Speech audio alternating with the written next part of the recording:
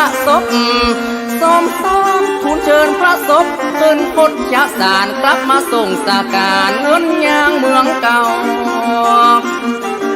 คืนวังไฟฟ้าคาราชน้ำตาหยดยัวปังนางเทวีควันขางเศร้า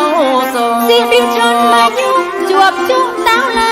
77 พรรษาแก่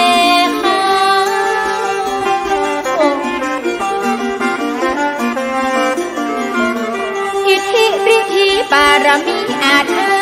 แคว้นด่านดาวต่างได้หูหันจากพระเยาสุอิรันเงินยางบุกบุญเดินทางถึงพ่อพักกันวันเจ้าแม่วานเต้าผูกสัมพันธ์กับเราเจ้าค่ะ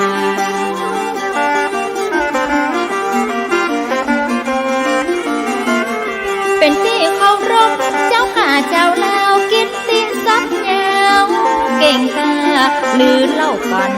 ไปทั่วฟ้าว่าเจ้านี้เก่งชำนาญศิราจารึกบันทึกกล้าหาญยังมีหลักฐานนานเนิ่นมีน้ำจารึกขากฏเป็นที่เกรงขามได้ร่วมสงครามกับจอมทัพใหญ่พระเจ้าสุริยวรมันที่สองเชิญเกียงแก้วสนองต่อทัพ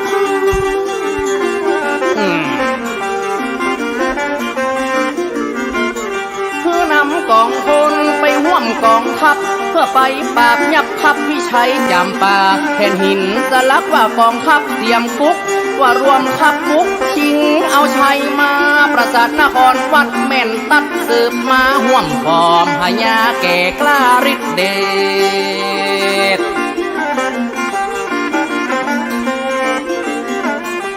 เรื่องมหากาพย์ข้าวหุ่งขุนเจืองมีอยู่หลายเมืองหลายเศษว่าเจืองเจ้านี้วิเศษมีฤทธิเดชกล้าน้องเจ้าข่าเจ้าลาวยังถือผีเจืองหมู่ชนพื้นเมืองยังมีความเชื่อเชื่อมโยงวีระบุรุษแห่งลุ่มน้ำโขงมีโอกาสคงจะได้ต่อตำนานพันขอบพญาเจืองทำมีการราชาจุงเพบุญญารักษาพี่น้องจ้าถูกรักษาผู้คนเนอะ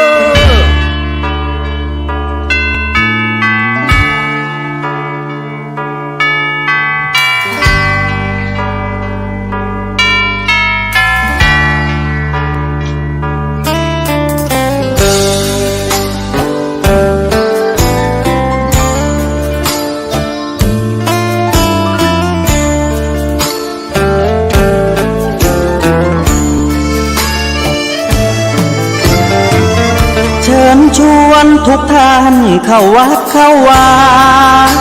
ฟังธรรมะจากหลวงตาเสริมชีวาให้สุขสดใสยึดมั่นหลักธรรมคำสอนไว้ให้ขึ้นใจความดีรีบทำกันไว้หญิงชายอย่าได้นายนี้เชิญชวนทุกท่านเข้าวัดเข้าวาทำบุญด้วยจิตศรัทธาผลบุญพาให้เราสุขีจะทำการใดก็ถวายความเคารพพระมหาเถรานุเถระครูบาอาจารย์เจ้าทั้งหลายจุตนจุองค์เจริญสุขเจริญธรรมจงได้บังเกิดมีแก่พุทธศาสนิกชนทั้งหลายที่ได้สดับรับฟัง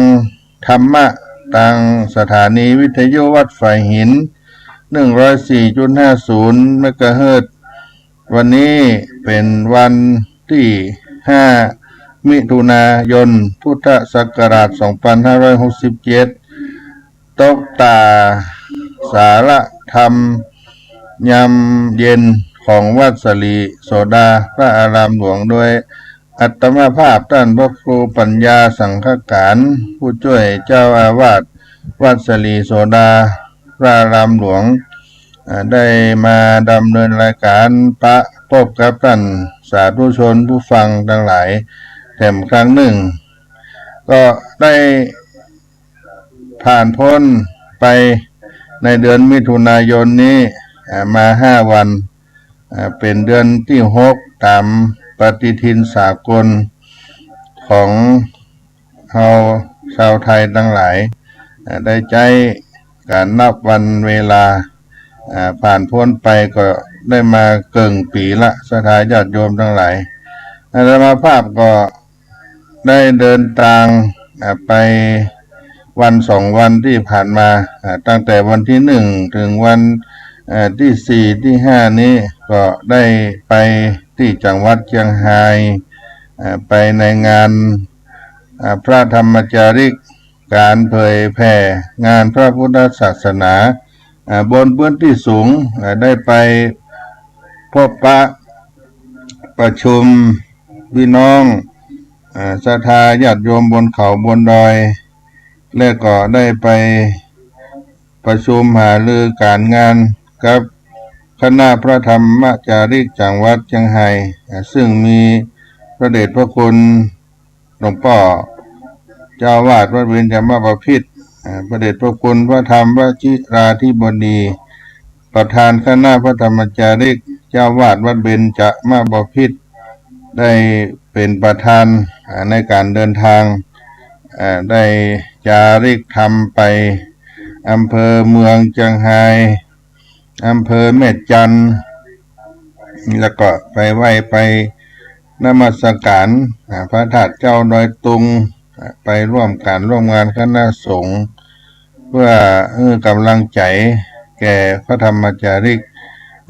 ตั้งแต่วันที่1มาถึงวันที่4ก็กลับมาวันที่5ในวันนี้ก็ได้ผ่านพ้นไปการเผยแผ่งานพระพุทธศาสนาบนเขาบนดอยก็เริ่มเข้มข้นขึ้นมาโดยเฉพาะการได้ตั้งวัดพระธรรมจาริกห้วยซ่านขึ้นมาเป็นหมู่บ้านรีสอร์ที่ใหญ่พอสมควรในอำเภอเมืองเชียงรายเพิ่นก็มีความศรัทธาได้อาราธนาพระสงฆ์ซึ่งขึ้นไปประจำอยู่ที่เขาเรียกว่าพระธรรมจาริกไปอยู่ประจำต้องการที่จะได้เข้ามาร่วมโครงการเผยแผ่งานพระพุทธศาสนาในโครงการพระธรรมจาริกและก็ขึ้นไปหมู่บ้านรีซอร์บ้านมอนบ้านแม่มอนบ้านห้วยซ่านรีซอร์บ้านดอยจ้างบ้านดอยล้านก็เป็นหมู่บ้านรีสอร์ทที่อยู่ในตำบลห้วยจุมปูเขตอำเภอเมืองอำเภอแม่สวยจังหวัดเชียงรายอยู่ใกล้กันแต่เป็นเขตที่ต่ออำเภอกันเพราะฉะนั้นก็ได้ไปประชาสัมพันธ์เนื่องในวันโอกาสพระราชพิธีเฉลิมพระชนมพรรษามหามงคล6 รอบ72 พรรษาพระบาทสมเด็จพระวชิรเกล้าเจ้าอยู่หัวโครงการพระธรรมจาริกก็จะได้มีการบรรพชาอุปสมบทถวายเป็นพระราชกุศลแก่พระบาทสมเด็จพระเจ้าอยู่หัววันที่7 กรกฎาคมพุทธศักราช2567เต็ม1 เดือนญาติโยมจะถึงเวลาก็เชิญชวนพี่น้องบนดอยที่ได้มีศรัทธาที่จะได้เข้าร่วมโครงการเชิญชวนเข้ามาบรรพชาอุปสมบทถวายเป็นพระราชกุศลอย่างน้อยก็7 วัน15 วันหรือมีความศรัทธามากขึ้นก็ประมาณ1 พรรษาขึ้นไปบางท่านที่เคยบวชผ่านมาก็จะอยู่หลายพรรษายังไม่ได้สิกขาลาเพศเถื่อก็มีก็เชิญชวนพระธรรมจาริกเข้าไปได้ประชาสัมพันธ์ในงานบรรพชาเขาก็จะเน้นไปในพี่น้องราษฎรบนพื้นที่สูงหรือพี่น้องเจ้าเขาในที่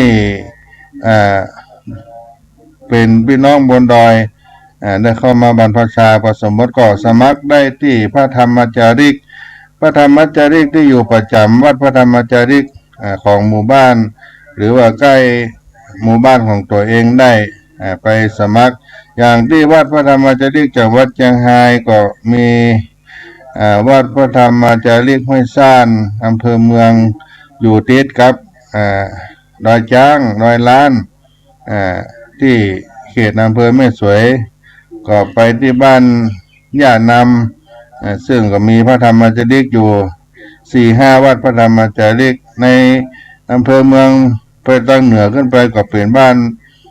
ยางคำโนหรือวัดพระธรรมจาริกยางคำโนทางอำเภอแม่จันก็มีวัดพระธรรมจาริกบ้านเย้าหนองแว่นนี่ก็ไปสมัครกันได้ไปที่อำเภอแม่ฟ้าหลวงก็มีวัดพระธรรมจาริกบ้านมง9 หลังบ้านมง8 หลังและบ้านแม่หม้อเทิดไทยเนี่ยมันไปสมัครเป็นพระธรรมจาริกที่เป็นอยู่ประจำเพิ่นก็จะได้รวบรวมรายชื่อส่งมาทางวัดสลีโสดาพระอารามหลวงจังหวัดเชียงใหม่เพื่อจะได้รวบรวมประวัติแล้วก็ได้เอาประวัติส่งเข้าไปถวายแก่พระบาทสมเด็จพระเจ้าอยู่หัวเลยแล้วก็รวบรวมไปถึงกรมพัฒนาสังคมและสวัสดิการถึงสำนักงานพระพุทธศาสนาแห่งชาติก็จะได้เริ่มพิธีการบรรพชาอุปสมบทในวันที่วันที่7 กรกฎาคม 2567 ณ พระอุโบสถวัดเบญจมาบพิตรดุสิตวนารามกรุงเทพมหานครก็ได้รับฟังแล้วก็เชิญชวนมวลหมู่ราษฎรบนพื้นที่สูงที่มีความศรัทธาจะบวชให้กับพระบาทสมเด็จพระเจ้าอยู่หัวและบวชถวายเป็นพระราชกุศลบวชให้พ่อให้แม่บวชให้ตัวเก่าได้บุญได้กุศลได้ศึกษาธรรมะระยะสั้น7 วัน15 วันหรือว่า1 พรรษาหรือจะบวชยาวไปหลายพรรษาก็มีศรัทธาเข้ามาสมัครกันได้ขอบคุณขอบใจท่านพระครูวิรกิจสถาพรครูบาเหมยวัดทาซบเศร้าก็ได้ทักถวายความเคารพมายังท่านพระครูปัญญาสังฆการได้รับฟังอยู่ท่านพระครูบ้านทาลืมวัดไปเนาะตั้งทาใต้บนท่านพระครูเจ้าคณะตำบลอยู่ใกล้วัดทาสีป้านได้เปิ้นมีชื่อเฟซลมเหนือพลังลมเหนือบ้านทาลำปูนก็ช่วยดูแลพระธรรมจาริกบ้านขุนกองซึ่งก็ได้พัฒนาหลายสิ่งหลายอย่างตอนนี้พัฒนาบูรณะพระธาตุสร้างวิหารอาคารสถานที่เสนาสนะขึ้นไปในบ้านขุนกองวัดเป็นวัดพระธรรมจาริกเก่าในเขตอำเภอแม่ทาบ้านขุนกองนี่ก็เป็นหมู่บ้านกะเหรี่ยงก็ขอขอบคุณท่านพระครูเจ้าคณะตำบลทาสีป้านได้ทักทายก็ฝากวัดพระธรรมจาริกอยู่ในความดูแลก็จะสรรหาพระธรรมจาริกเข้าไปอยู่ที่บ้านขุนกองก็ยังขาดพระธรรมจาริกได้ส่งเข้าไปเพิ่นก็ขอย้ายพื้นที่ไปก็ยังบ่มีพระธรรมจาริกเพื่อจะได้ช่วยเผยแผ่งานพระพุทธศาสนาด้วยวันนี้เป็นวันที่5 มิถุนายนญาติโยมก็เป็นวันสำคัญของโครงการพระธรรมจาริกวันหนึ่งซึ่งตรงกับชาติการ104 ปี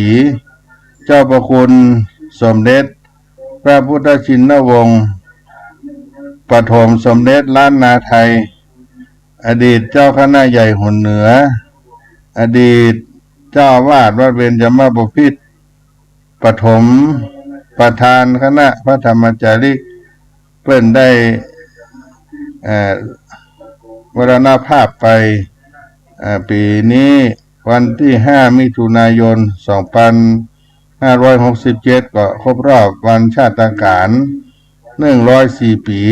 เจ้าประคุณสมเด็จพระพุทธชินวงศ์สุวรรณโชตมหาเถระปฐมประธานคณะพระธรรมจาริก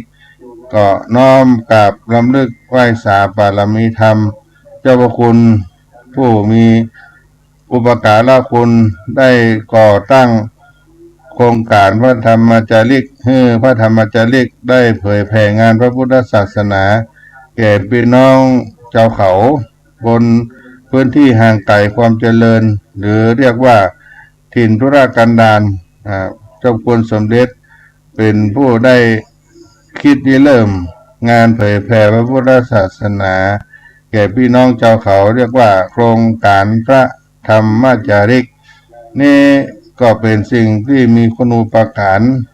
มากมายก่ายกองทรงเราได้พูดถึงพร้อมด้วย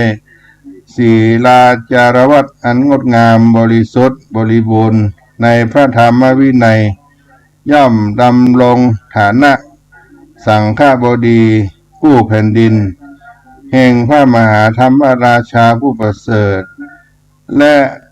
ย่อมดำรงฐานะเนื้อนาบุญอันเลิศของเหล่าพุทธศาสนิกชนคุณสมบัติอันน่าสรรเสริญเหล่านี้ประชุมรวมอยู่ในพระมหาเถระผู้เป็นปฐมสมเด็จแผ่นดินล้านนาไทยมงคลนามว่าเจ้าประคุณสมเด็จพระพุทธชินวงศ์สุวรรณโชโตสุวรรณโชตมหาเถระปริยนธรรม7 ประโยคอดีตเจ้าคณะใหญ่หนเหนืออดีตเจ้าวาดวัดเบญจมาบพิตรปฐมประธานคณะพระธรรมจาริกพระมหาเถระผู้เป็นปฐมสมเด็จแผ่นดินล้านนาไทยรูปแรกของคนล้านนาไทยของเฮาชาติภูมิของเจ้าประคุณสมเด็จพระพุทธชินวงศ์สุวรรณโชตมหาเถระชาติภูมินามเดิมว่าสุวรรณเขื่อนเพชรมารดามีนามว่านางขันแก้วเวียงมูลบิดามีนามว่านายจีวงเรืองศรีเกิดวันที่5 มิถุนายน พุทธศักราช 2463 ที่บ้านนางแลตำบลนางแลจังหวัดเชียงรายพุทธศักราช 2477 ได้บรรพชาเป็นสามเณรที่วัดนางแลโดยมีพระครูสุตาลังการวัดกลางเวียงตำบลในเวียงอำเภอเมืองจังหวัดเชียงรายเป็นพระอุปัชฌาย์แล้วเดินทางเข้ามาอยู่วัดเบญจมาบพิตรปีพุทธศักราช 2479 พุทธศักราช 2483 อุปสมบทณวัดเบญจมาบพิตรดุสิตวนารามมีพระพรหมมุนีสมเด็จพระสังฆราชปลดกิติโสภโนเป็นพระอุปัชฌาย์พระสรพานกวีคอนนันทิโยต่อมาเป็นพระมงคลวัดกวีเป็นพระกรรมวาจาจารย์พระราชเวทีดอกไม้อัตตะพะโทวัดเบญจมาบพิตรเป็นพระอนุสาวนาจารย์เมื่ออุปสมบทแล้วได้ศึกษาเล่าเรียนพระปริยัติธรรมต่อมาสอบไล่ได้เป็นปริญญาธรรม7 ประโยคในปีพุทธศักราช 2490 และปีต่อมาปีพุทธศักราช 2493 โปรดแต่งตั้งเป็นพระราชาคณะที่พระกิตติวงศ์เวทีและได้เลื่อนสมณศักดิ์ขึ้นเป็นลำดับจนถึงสมณศักดิ์สุดท้ายที่สมเด็จพระพุทธชินวงศ์ปีพุทธศักราช 2532 ท่านเจ้าพระคุณสมเด็จได้รับเลือกให้รับการแต่งตั้งเป็นเจ้าวาดวัดเบญจมาบพิตรเมื่อปีพุทธศักราช 2506 ภ ก็นับเป็นเจ้าวาดรูปที่3ต่อจากเจ้าพระคุณสมเด็จพระอริยวงศาคตยานสมเด็จพระสังฆราชสกลสังฆปรินายกกิติโสภโนมหาเถระปลดกิติโสภโนปรริยนธรรม9 ประโยคเจ้าพระคุณสมเด็จพระพุทธชินวงศ์สุวรรณโชโตเป็นพระมหารูปแรกคนล้านนาไทยได้รับพระราชทานสถาปนาเป็นสมเด็จพระราชาคณะชั้นสุพรรณบัตรพระผู้ทรงอุทิศแรงกายแรงใจทำหน้าที่เสาหลักแห่งสังฆมณฑลอย่างสุดความสามารถผลงานการเผยแผ่พระธรรมคำสอนของท่านมีชื่อเสียงขจรไปไกลทั้งในประเทศและต่างประเทศท่านเจ้าพระคุณสมเด็จทรงดำรงตำแหน่งหน้าที่เจ้าคณะใหญ่หนเหนือผู้ให้การปกครองดูแลพระภิกษุสงฆ์ในภาคเหนือทั้งหมด16 จังหวัดเป็นกรรมการมหาเถรสมาคมเจ้าคณะภาคเป็นแม่กองบาลีสนามหลวงผู้ให้การส่งเสริมการศึกษาพระปริยัติธรรมแผนกบาลีอย่างกว้างขวางซึ่งถือเป็นหลักสำคัญในการรักษาพระธรรมคำสอนแห่งองค์สมเด็จพระสัมมาสัมพุทธเจ้าได้ถูกต้องและสืบทอดยาวนานงานพัฒนาและสงเคราะห์เจ้าเขาเจ้าพระคุณสมเด็จเป็นปูชนียภิกขุผู้ให้การสงเคราะห์แก่หมู่สงฆ์และชนทั้งผองด้วยเมตตาธรรมโดยเฉพาะกลุ่มพี่น้องชาวเขาที่อาศัยอยู่ตามป่าในท้องถิ่นทุรกันดารตามชายแดนภาคเหนือภาคตะวันตกของประเทศไทยซึ่งมีจำนวนทั้งหมด500,000 คนต้านเปรียบเสมือนเทียนเล่มแรกที่เปล่งแสงสว่างท่ามกลางความมืดมิดในจิตใจของเจ้าเขาเหล่านี้จนได้เกิดผลดีมีพี่น้องเจ้าเขาได้มาประกาศตนเป็นพุทธมามกะเป็นจำนวนมากในทุกแห่งทุกที่ในวัดพระธรรมจาริกหมู่บ้านเจ้าเขาที่อยู่ห่างไกลความเจริญเจ้าคุณสมเด็จพระพุทธชินวงศ์ได้ย่างเหยียบไปถึงได้นำพาความร่มเย็นไปสู่ดินแดนแห่งนั้น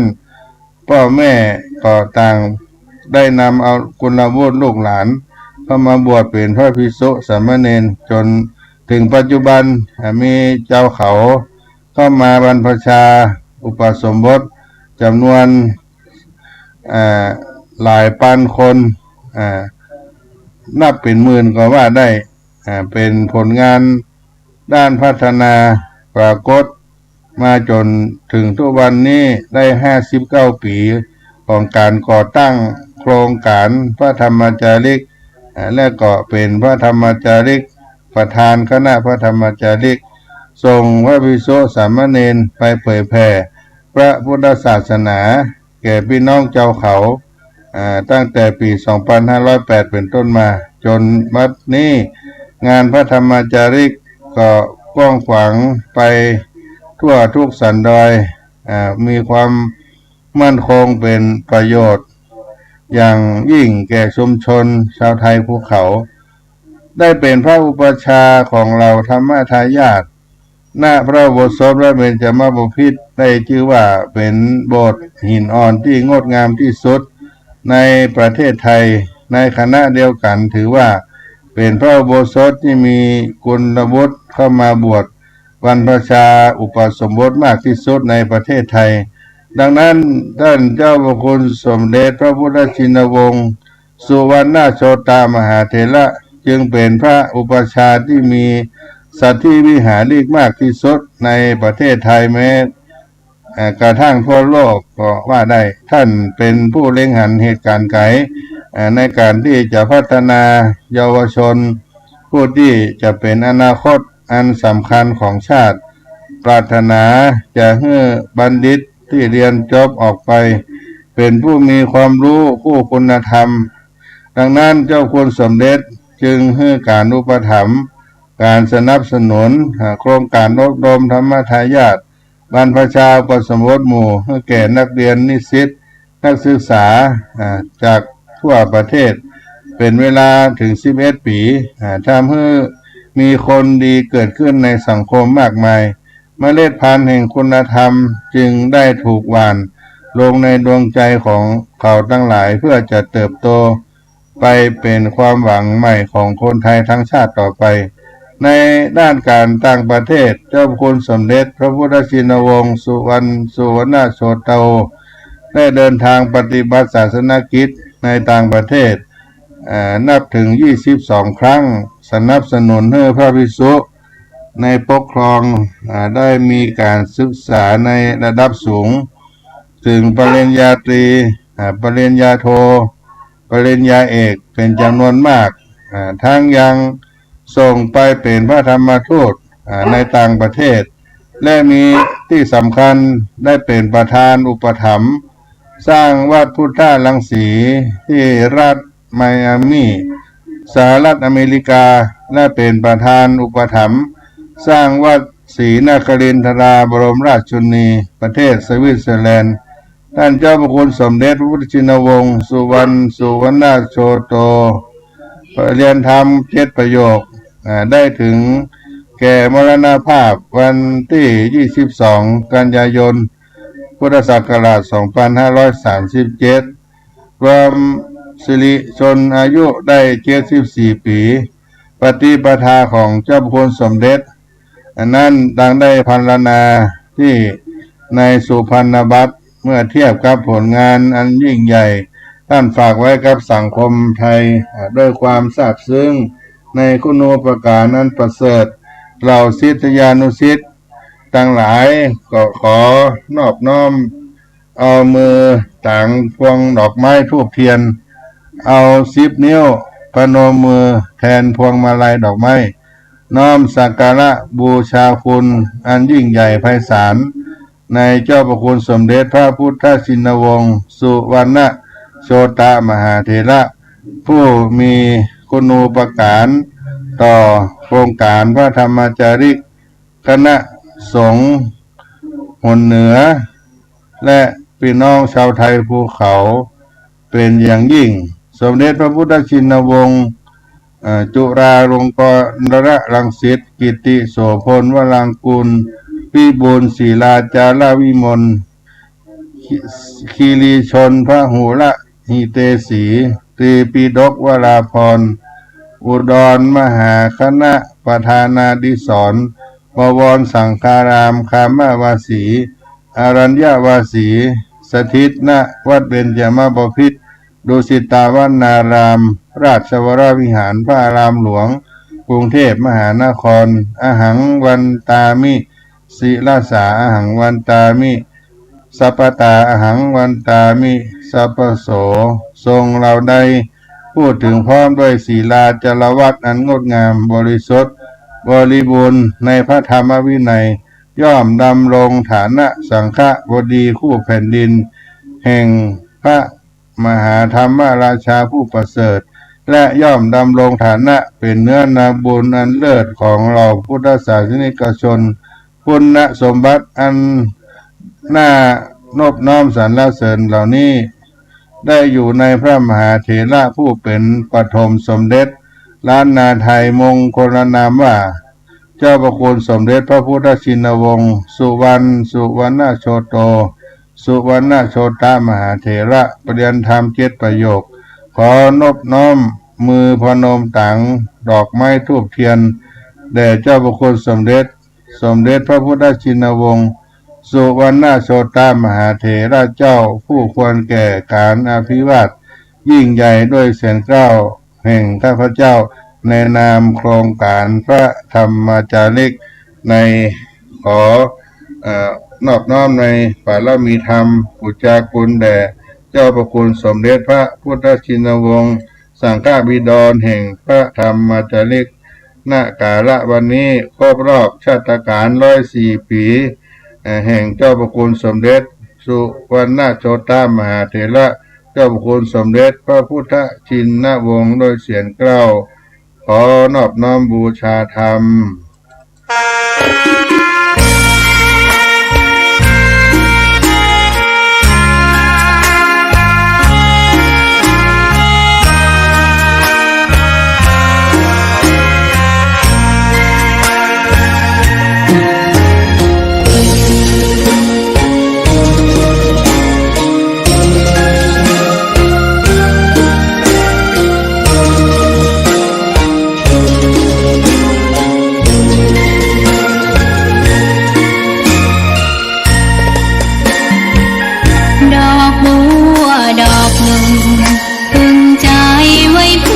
บูชาแด่องค์พระศาสดาสัมมาสัมพุทธเจ้ามีความงามเงียบไม่เปรียบเทียบเขาเทียบเราไรมองไม่งามช่างเขาแต่เจ้าก็คือดอกบัวด้วยความสัตย์ซื่อยึดถือความดีเป็นหลักใครรักไม่รักก็ไม่จมปลักมองมัวเมื่อโผล่พ้นน้ำก็เห็นความงามในตัวไม่ยึดติดในตมชั่วขอเป็นดอกบัวดอกดีไม่มองว่าบัวงามเด่นแต่บัวก็เป็นดอกบัวทุกวันอย่างนี้ไม่อยากเด่นดังแต่มุ่งหวังในทางเด่นดีเกิดมาเพื่อสร้างบารมีถวายชีพนี้บูชาดอกน้อยเฝ้าคอยคนที่ใจบุญมาออบเอื้อเกื้อกูลรู้ค่าของบุญเก็บบัวขึ้นมาเพื่อสร้างความดีและสร้างบารมีดังว่าใช้ดอกบัวนี้บูชาพระสัมมาสัมพุทธ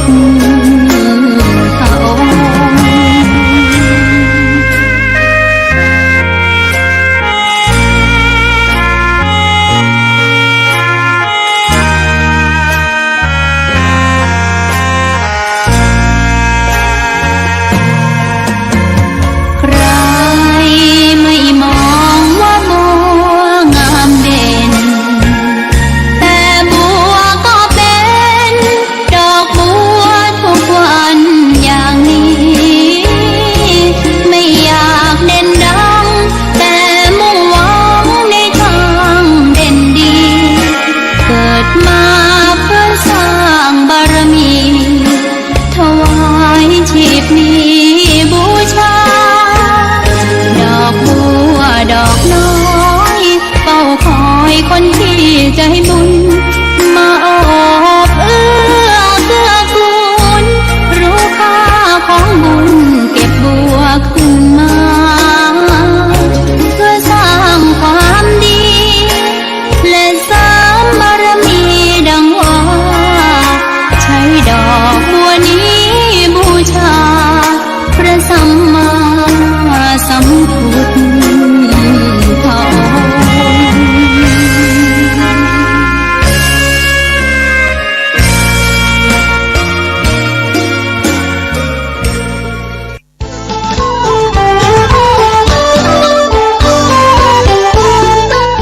ข่าวสารเพื่อการประชาสัมพันธ์ขอเชิญชวนผู้ใจบุญใจกุศล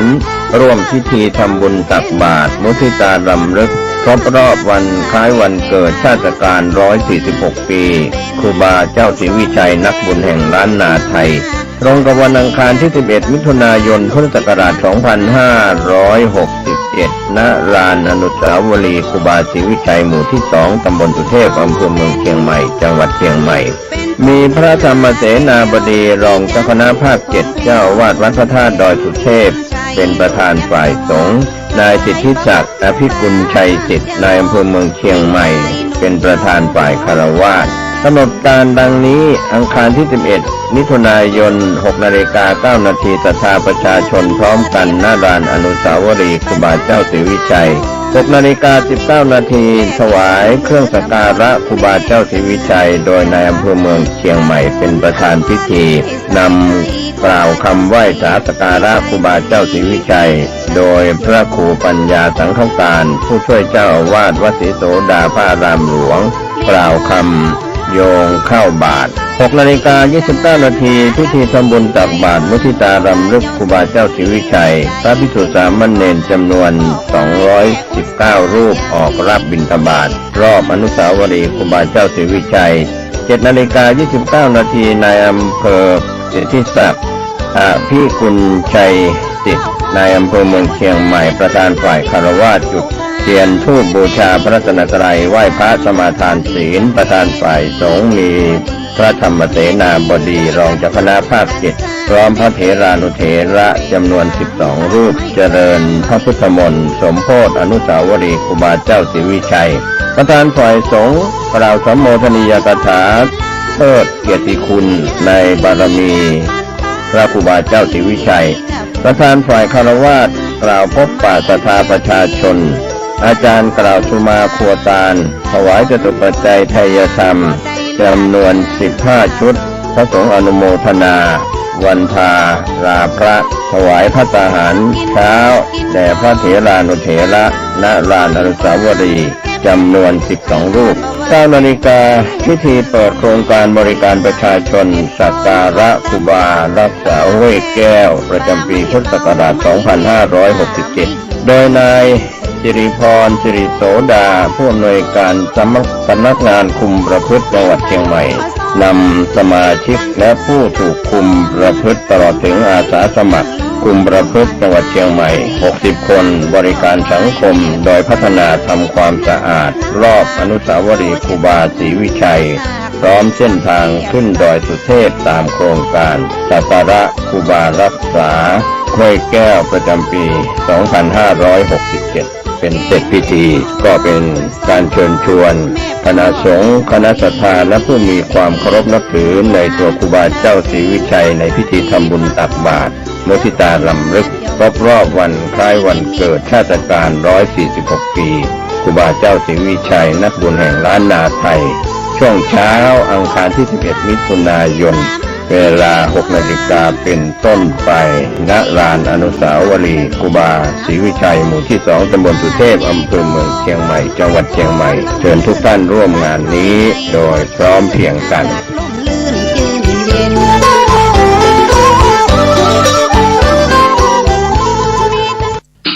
ก็ได้ผ่านช่วงต้นรายการประวัติการแห่งปฐมสมเด็จล้านนาไทยปฐมประธานคณะพระธรรมจาริกอดีตเจ้าคณะใหญ่หนเหนือเจ้าพระคุณสมเด็จพระพุทธชินวงศ์สุวรรณโชตมหาเถระครบ104 ปีชาตการสมเด็จปฐมล้านนาไทยปฐมสมเด็จแผ่นดินล้านนาไทย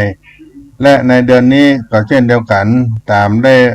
รับฟังประชาสัมพันธ์ข่าวสารของแผ่นดินล้านนาไทยเฮาก็มี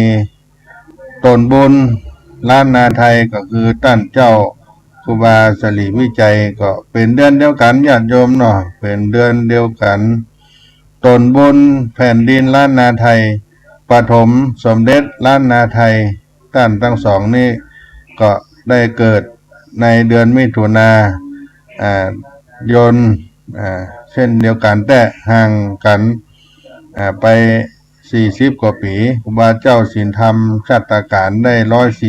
146 เจ้าประคุณสมเด็จได้104 ปีในเดือนมิถุนายนนี้เช่นเดียวกันวันอังคารที่11 มิถุนายน2421เป็นวันเกิดครูบาเจ้าศีลธรรมแล้วก็ในวันที่11 มิถุนายน2567นี้ก็จะครบรอบ146 ปีชาตการครบรอบวันเกิดครูบาเจ้าศีลธรรมก็น้อมเชิญศรัทธาสาธุชนทั้งหลายได้มาร่วมทำบุญน้อมรำลึกบูชาในศีลาธิคุณในปารมีธรรมครูบาเจ้าสลีวิจัยที่เป็นตนบนแผ่นดินล้านนาไทยที่เฮาได้ไหว้ได้สาได้สักการะบูชาก็มาร่วมกันได้เน้อวันที่11 มิถุนายน2567ที่ควงอนุสาวรีย์ครูบาเจ้าสลีวิจัยวัดสลีโสดาพระอารามหลวงจังหวัดเชียงใหม่ร่วมด้วยศรัทธาวัดสลีโสดาพระอารามหลวงและก็มีกองทุนน้อมรำลึกครูบาเจ้าศรีวิจัยที่ดูแลบริเวณขวางอนุสาวรีย์ครูบาเจ้าสลีวิจัยวัดสลีโสดาพระอารามหลวงได้จัดเป็นประเพณีทุกปีครบรอบวันคล้ายวันเกิดครูบาเจ้าสลีวิจัยและวันปฐมจอบแรกสร้างต่างขึ้นดอยสุเทพดังนั้นก็ขอน้อมเชิญพุทธศาสนิกชนทั้งหลายได้มาร่วมกันที่ควงอนุสาวรีย์ครูบาเจ้าสลีวิจัยตั้งแต่เวลา6 นาฬิกาเป็นต้นไปในเบื้องต้นพิธีการ6 นาฬิกา9 นาทีก็จะมีการบูชาสักการะเครื่องอัฐบริขารถูกเทียนดอกไม้ไหว้สาปารมีธรรมครูบาเจ้าสลีวิจัยและก็มีการทำบุญตักบาตรอาราธนาพระภิกษุสงฆ์วัดสลีโสดา129 รูปมารับบิณฑบาตเป็นปริมณฑลล้อมรอบองค์อนุสาวรีย์ครูบาเจ้าสลีวิจัยในควงอนุสาวรีย์จากนั้นเวลา7 นาฬิกา 29 นาทีก็จะมีการเจริญพระพุทธมนต์ถวายพรพระถวายพระตาหารเพลแก่พระภิกษุสงฆ์ในตำบลสุเทพของเฮานี่ก็มีพระเดชพระคุณพระธรรมเสนาบดีผู้เป็นประธานสงฆ์และท่านนายอำเภอเมืองเชียงใหม่เป็นประธานฝ่ายฆราวาสก็น้อมเชิญศรัทธาสาธุชนมาร่วมกันเมื่อวันที่11 มิถุนายน2567ที่จะถึงนี้เป็นวันที่ได้ให้สาธุชนทั้งหลายได้มีน้อมคิดน้อมใจเข้ามากราบมาไหว้ครูบาเจ้าศีลธรรมครูบาเจ้าสลีวิจัยตนบุญของล้านนาไทยโดยพร้อมเพียงกันณขวงอนุสาวรีย์ครูบาเจ้าศรีวิจัยเน้อ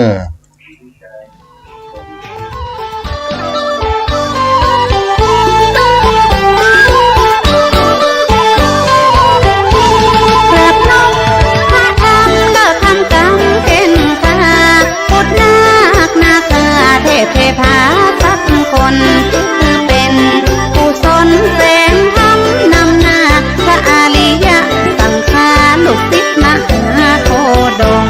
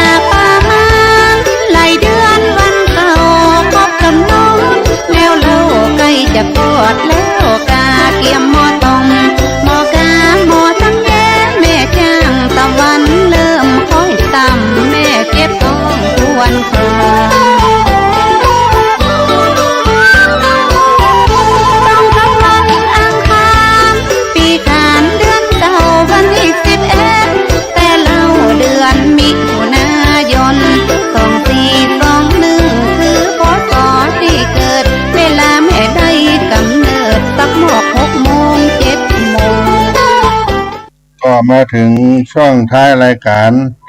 สารธรรมวัดสลีโสดาพระอารามหลวงจังหวัดเชียงใหม่ โดยอาตมาภาพท่านพระครูปัญญาสังฆการได้มามาพบกับพุทธศาสนิกชนท่านผู้ฟังทั้งหลายในประวัติการปฐมสมเด็จแผ่นดินล้านนาไทยปฐมประธานคณะพระธรรมจาริกและตนบุญล้านนาไทยครูบาเจ้าศรีวิจัยให้กับพี่น้องสาธุชนท่านผู้ฟังทั้งหลายวันนี้รายการหมดเสี่ยงเวลาไปก็ขอบารมีธรรมของครูบาเจ้าศรีวิจัยตนบุญล้านนาไทยเจ้าพระคุณสมเด็จพระพุทธชินวงศ์สุวรรณโชตามหาเถระปฐมสมเด็จล้านนาไทยทั้งสองท่านได้ปกปักรักษาพี่น้องท่านผู้ฟังทั้งหลายจู้ผู้ในคนอยู่เย็นเป็นสุขกันทั่วหน้ายัตตาโลธรรมาวัฏันติอายุวันโนสุขังปะลัง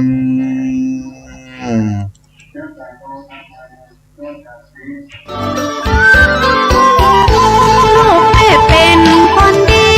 ใจอาลีออกอ่อนคืออายป้าห้องชอบเลี้ยงควายเลี้ยงงัวเมื่อแรงเกาะลัวตุ่มไฟ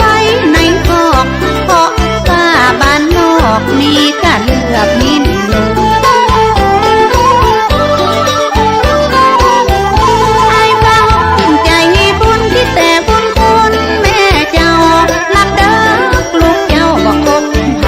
คนใดบ่เทียนหัวเทียนควายเพราะกลัวกรรมกลัวบาปบ่เคยเอาไม้ฟาดบ่ว่าเป็ดไก่มาแมว